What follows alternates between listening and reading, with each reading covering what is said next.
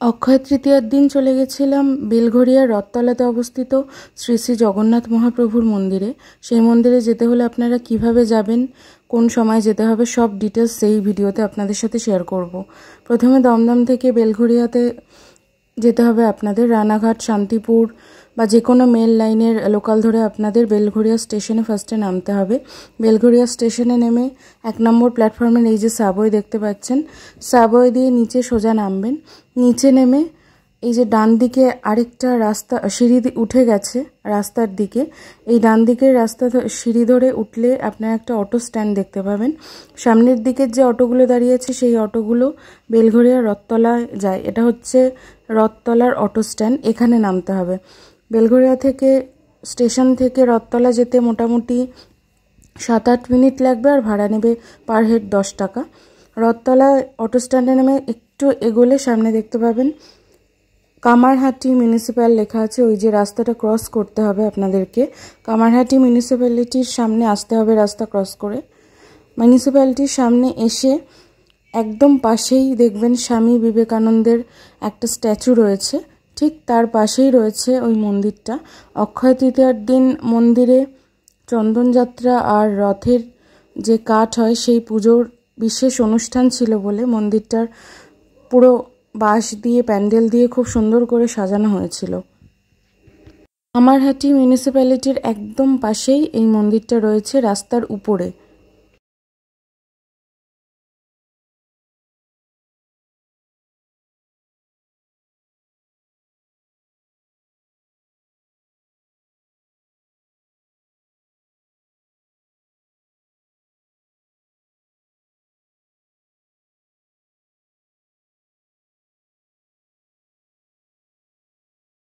এটা মন্দিরে ঢোকার মেন গেট, ফুল দিয়ে খুব সুন্দর করে সাজানো হয়েছিল সেদিন। আমি অলরেডি বললাম আপনাদেরকে যে অক্ষয় তৃতীয়া উপলক্ষে এই মন্দিরে জগন্নাথ দেবের চন্দনযাত্রা শুরু হয়েছে সেদিন থেকে, আর রথের যে কাঠ পুজো সেই বিশেষ অনুষ্ঠানও ছিল সেদিন। তো পুরো মন্দিরটাই ভীষণ সুন্দর করে সাজানো হয়েছিল। পুরো মন্দিরটা খুব সুন্দরভাবে প্যান্ডেল দ্বারা ঘিরে ফেলা হয়েছে, আপনারা দেখতে পাচ্ছেন অক্ষয় তৃতীয়া উপলক্ষে। আর মন্দিরের পাশেই রয়েছে, এটা হলো মন্দিরের কার্যালয়। এই ঘরেই মন্দিরের সমস্ত অফিসিয়াল কাজকর্ম সম্পন্ন করা হয়। বেলঘরিয়ার রথতলার এই জগন্নাথ মন্দিরটি উদ্বোধন করা হয়েছিল 2019 সালে, আর এইখানে রথযাত্রা শুরু হয় 2022 সাল থেকে। এই বছর 3 বছরের রথযাত্রা পা দেবে, আর মন্দিরটা মোটামুটি প্রায় 6 বছর হয়ে গেল উদ্বোধন হয়েছে। কিন্তু মন্দিরটা খুব বেশি দিনের না হলেও মন্দিরটা ভীষণ সুন্দর, আর যথেষ্ট জায়গা নিয়ে মন্দিরটা তৈরি। এবং আমি যেদিন গেছিলাম অক্ষয় তৃতীয়া উপলক্ষে অনুষ্ঠান ছিল, তার মধ্যেও খুব সুন্দরভাবে মন্দির কর্তৃপক্ষ সমস্তটা আয়োজন করেছিল, যাতে কেউ এলে তাদের বসার জন্য বা পুজো দেখার জন্য যাতে কোনো ভক্তদের বা দর্শকদের কোনো রকম অসুবিধা না হয়।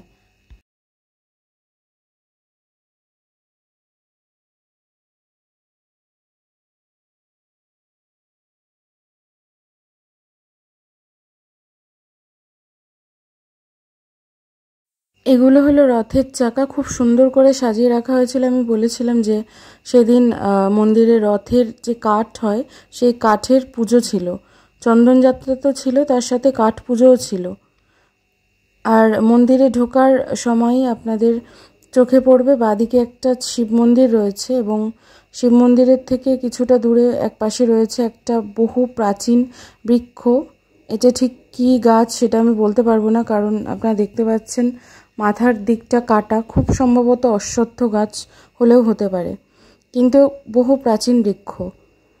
আর এটা হচ্ছে ভিতরে আরও প্রবেশ করলে একদম গর্ভগৃহের সামনের দিকের জায়গাটা, যে স্পেসটা, সেই জায়গাটা। এই যে মূর্তিটা দেখতে পাচ্ছেন একদম জগন্নাথ দেবের সোজাসুজি রাখা, এই মূর্তিটা হচ্ছে গরুর দেবতার মূর্তি। বলা হয় যে গরুর দেবতার চোখে চোখ রাখলে জগন্নাথ দেবকে দেখতে পাওয়া যায়।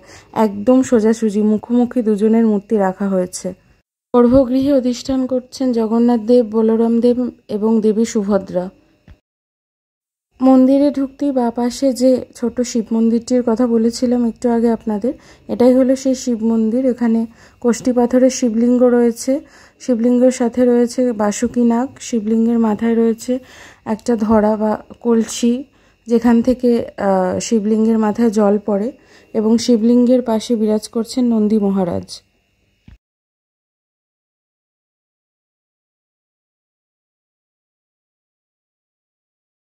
জগন্নাথ দেবের গর্ভগৃহের ডান পাশে যে দেখতে পাচ্ছেন ওটা হচ্ছে ভোগের ঘর, মানে জগন্নাথ দেবকে যে ভোগ নিবেদন করা হয় সেই ভোগ রান্না করার ঘর ওটা। ওখানে সাধারণ মানুষের প্রবেশ নিষিদ্ধ।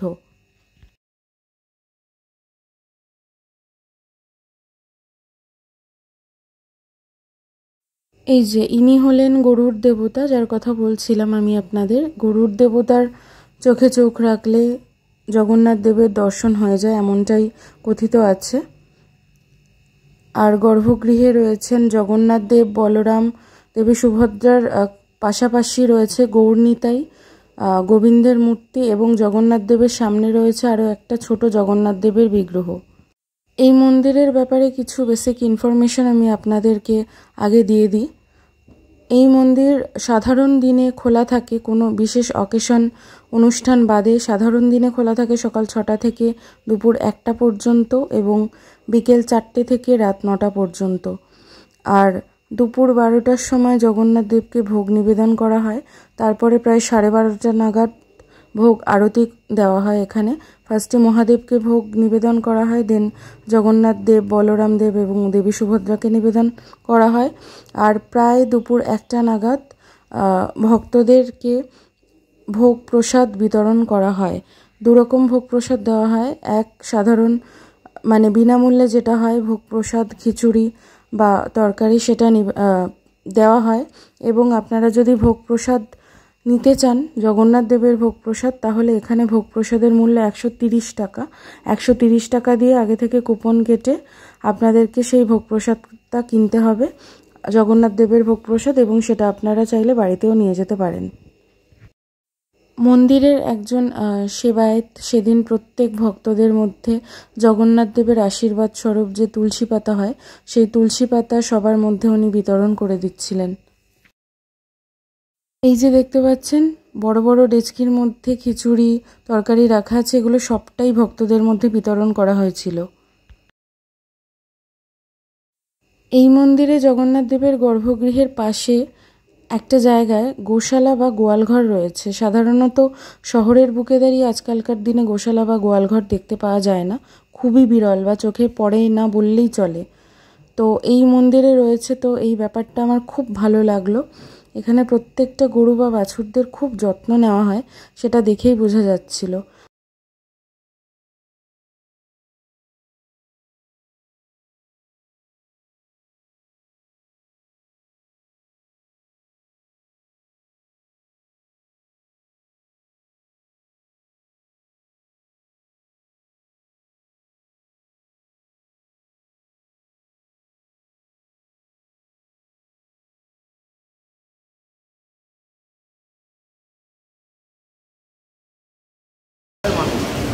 লোহার রথ, অন্যান্য রথ, অনেক রথই পেয়েছেন আর কিন্তু আমরা যে রথটা করেছি সেটা হচ্ছে শ্রীরথ, কাঠের রথ, সমস্ত কাঠের চানা, কাঠের রথ। সেই রথকে সমস্ত মানুষ 3 বছর ধরে দর্শন করেছে, 2 বছর 4 বছর রথ দর্শন করবে। কাঠ দেখলাম প্রচুর গুড়ি কাঠ জলের মধ্যে ভিজিয়ে রাখা আছে, এটা কী কারণে? অ্যাকচুয়ালি এই কাঠগুলো দীর্ঘদিন থাকবে, সেই কারণে কাঠগুলোকে সুন্দর করে আরও রাখার জন্য কাঠগুলোকে পরিষ্কার জলে ভিজিয়ে রাখা হয়। তার যে কষ, তার যে ইয়েটা সবটা বেরিয়ে যায়, তারপরে এটা আবার রথের কাজে ব্যবহার হয়। মানুষের কাছে এবছরের রথে কী বার্তা দেবেন? আমাদের ভিতরে ধর্মীয় হানাহানি, আমাদের ভিতরে সামাজিক হানাহানি, আমাদের ভিতরে মানুষকে মানুষের সম্মান দেওয়া, এই সমস্ত বিষয়টা সমাজে আবার নতুনভাবে প্রতিষ্ঠিত হোক, সমস্ত মানুষ ভালো থাকুক। আজকে সাধারণ মানুষের যে অবস্থা, এই যে যুদ্ধ একটা রব উঠছে, সবাই আমরা জানি। আমরা হয়তো হিংসার বশে অনেক কথা বলি, কিন্তু এই যুদ্ধে পুঁজিপতিদের কী হবে পরের কথা, গরিব মানুষের জীবন যতটা খারাপ তার থেকে আরও বেশি খারাপ। সেই জন্য যুদ্ধের থেকে শান্তি ফিরে সমস্ত মানুষের কাছে চাওয়া তারা যেন নিজেদের হানাহানি বন্ধ করে আর সমস্ত মানুষ যেন একসঙ্গে থাকতে পারে, এটাই মানুষের কাছে। রথে আসার কি বার্তা দেবেন? রথে তো প্রচুর মানুষ আসেন, এইবারও প্রত্যেক মানুষের কাছে চাওয়া থাকলো সমস্ত মানুষ আসবে, তবেই রথ সার্থক। প্রভু সেদিনকে নিজে রাস্তায় আসেন মানুষকে দর্শন দেওয়ার জন্য। সেই জন্য সমস্ত মন্দিরের ভগবান তিনি উপবিষ্ট থাকেন মন্দিরে, একমাত্র জগন্নাথ দেব তিনি রাস্তায় আসেন তার সমস্ত জাতি ভেদ নির্বিশেষে সমস্ত ভক্তকে দর্শন দেওয়ার জন্য। সেই দর্শনে মানুষ আসবে কেবল আনন্দে। আর আশা রাখবো প্রত্যেক মানুষ নির্দ্বিধায় সেই রথযাত্রা অনুষ্ঠানে আসবে। আর আশেপাশের সমস্ত মানুষকে বলবো রথযাত্রা অনুষ্ঠানকে সার্থক করবার জন্য আমাদের সহযোগিতা করবে। আর কত বাধা দেবে, বাধা না দিয়ে রথের সঙ্গে সহযোগিতা করলে রথ আরও সুন্দর হবে, রথ আরও আনন্দের। আপনার নামটা? আমার নাম সোমনাথ রায়চৌধুরী, আমি মন্দিরের সেবা। সেদিন মন্দিরে বিশেষ হোমযজ্ঞের আয়োজন করা হয়েছিল, তো সেটারই প্রস্তুতি পর্ব চলছে।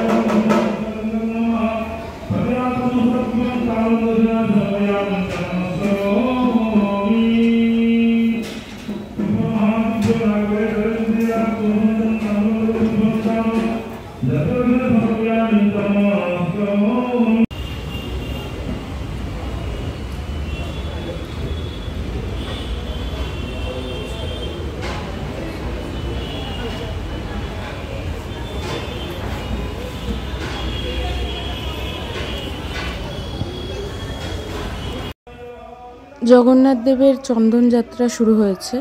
অক্ষয় তৃতীয়ার দিন থেকে চন্দনযাত্রা শুরু হয়। 42 দিন ধরে চন্দনযাত্রা চলে। প্রতিদিন অক্ষয় তৃতীয়ার দিন থেকে প্রতিদিন জগন্নাথ দেব, বলরাম দেব এবং দেবী সুভদ্রার সারা বিগ্রহে চন্দন লেপা হয়, সেটাকেই চন্দনযাত্রা বলে এবং টানা 42 দিন ধরে এই নিয়মটা চলতে থাকে এবং 43 দিনের দিন হয় স্নানযাত্রা। তো শুরু হয়েছে মন্দিরে জগন্নাথ দেবের চন্দনযাত্রা। একজন পুরোহিত মশাই বা একজন সেবক তিনি জগন্নাথ দেব এবং বলরাম দেব আর দেবী সুভদ্রার বিগ্রহে চন্দন লেপে দিচ্ছেন।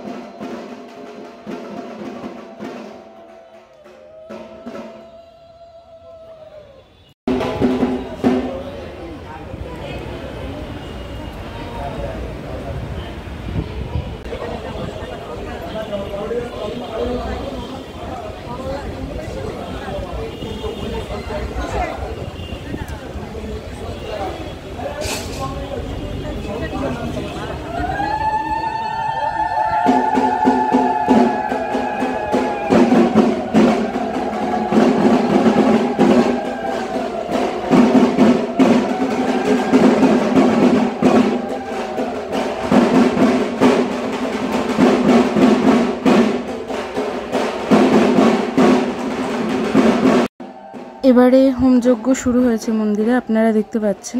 আমি ভিডিওর মাধ্যমে যতটা পেরেছি ততটুকু তুলে ধরার চেষ্টা করেছি আপনাদের কাছে।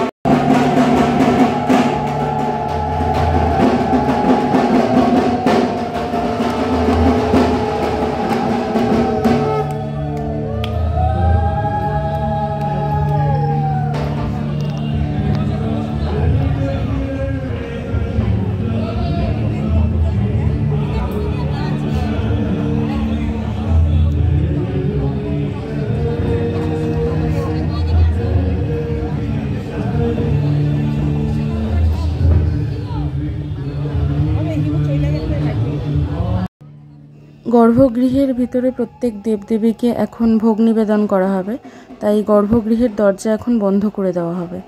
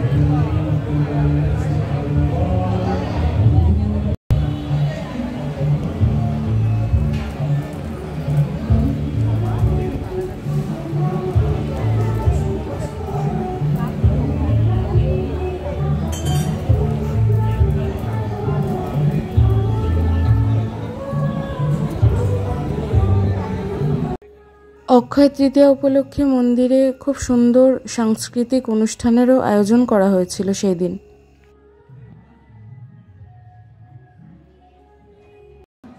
এই দেখুন, সেদিন মন্দিরে আসা প্রত্যেক ভক্তদের মধ্যেই প্রসাদ বিতরণ করে দেওয়া হচ্ছিল, যাতে কোনো ভক্ত খালি হাতে না ফেরে।